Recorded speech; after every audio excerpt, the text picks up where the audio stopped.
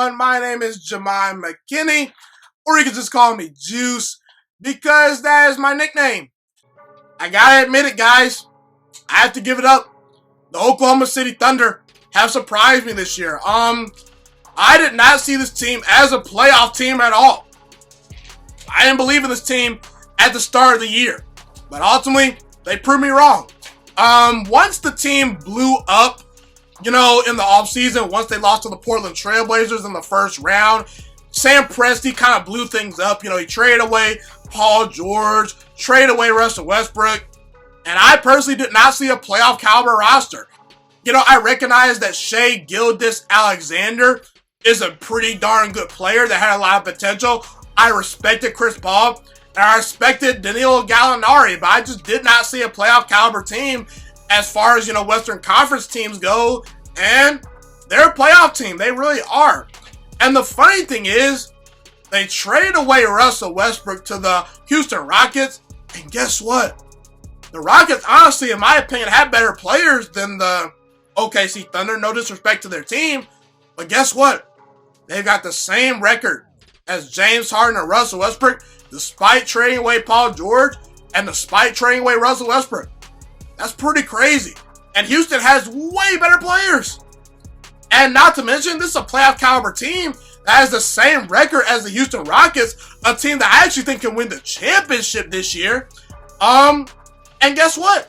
The next 7 years, they have a total of 15 projected first-round draft picks. So not only are they winning games right now, for the future, they can draft better players to improve their team, or they can use all those draft capital assets to go out and trade for a star player. Because let's be real, Oklahoma City is not necessarily a free agent destination. So ideally, you have to draft well or trade for star players. So I like it. It's a great philosophy. And honestly, I have to give the head coach of the year to Billy Donovan. Billy Donovan is my head coach of the year. He would get my vote. And honestly, I don't think it's very close. You could consider Taylor Jenkins the head coach of the Memphis Grizzlies, because I don't think that a lot of people projected the Memphis Grizzlies to be a playoff team this year. I know I didn't personally. So he deserves some votes, but Sam Presti has gotten the most out of his team. I'm sorry, not Sam Presti, Billy Donovan. Billy Donovan has gotten the most out of his team. They're playing hard, and they're well coached. And I think that Billy Donovan deserves a whole lot of credit for putting this team together and really coaching this team up and getting the most out of his players. Chris Paul also deserves a lot of credit for being a great leader and still being a fairly productive player despite being 35 years old. Chris Paul averaging 18 points per game and shooting 49% from the field. That's a very good field goal percentage, and he's been a very productive player and a great leader for this OKC squad. Now, I want to highlight one player for OKC that you guys need to pay more attention to. His name is Shai Gilgeous-Alexander. And I was very high on Shai coming out of Kentucky. I thought he had a lot of potential when he was coming out of college.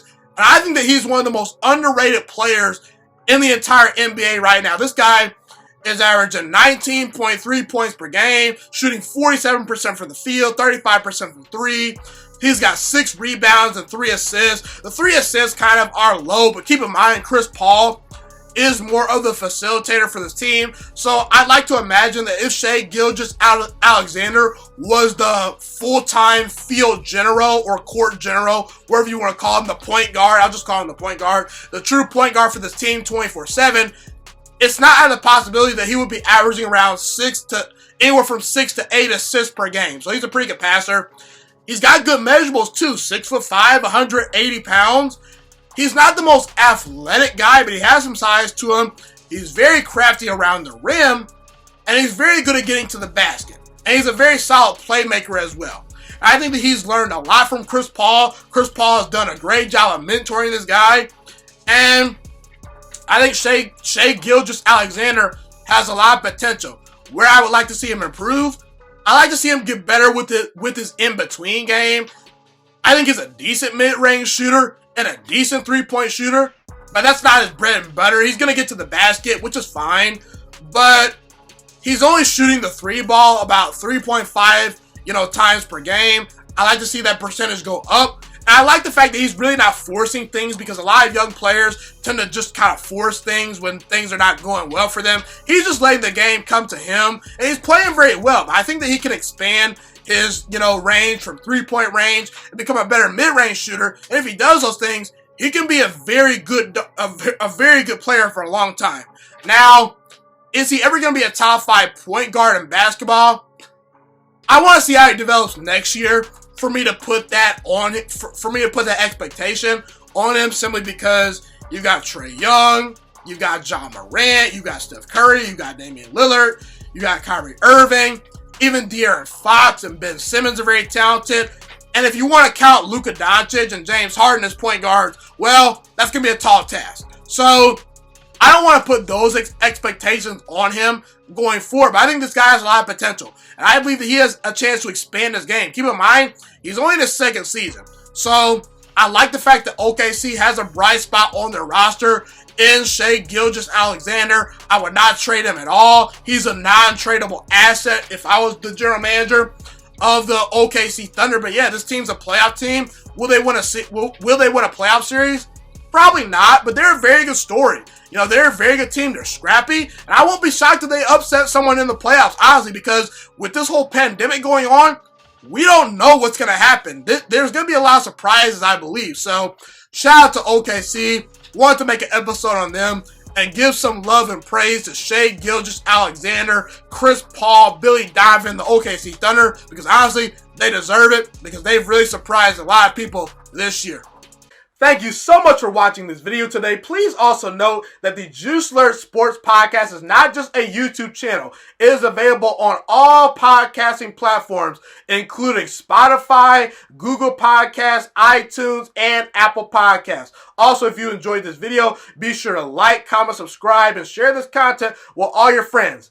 This podcast is my favorite thing in the entire world right now. It is my passion. And I want more people to listen to this podcast. I really want this podcast to grow. Also, a fun fact about me is that I want to go into the sports broadcasting and media world once I graduate from the University of Toledo, a college in Northern Ohio. I currently am a freshman there right now. I am looking to become one of the next great sports broadcasters and analysts out in the world. And I potentially would like to start my own network if this podcast really truly grows. Or if I fall short of that goal, I would love to work for a big-time network like ESPN or Fox Sports 1. I am open to all networks. So if you believe in my dreams and you see or hear my passion through the screen, be sure to tell all your friends about the juiciest Sports Podcast. Stay motivated, you guys. Have a God bless day, and I'm out.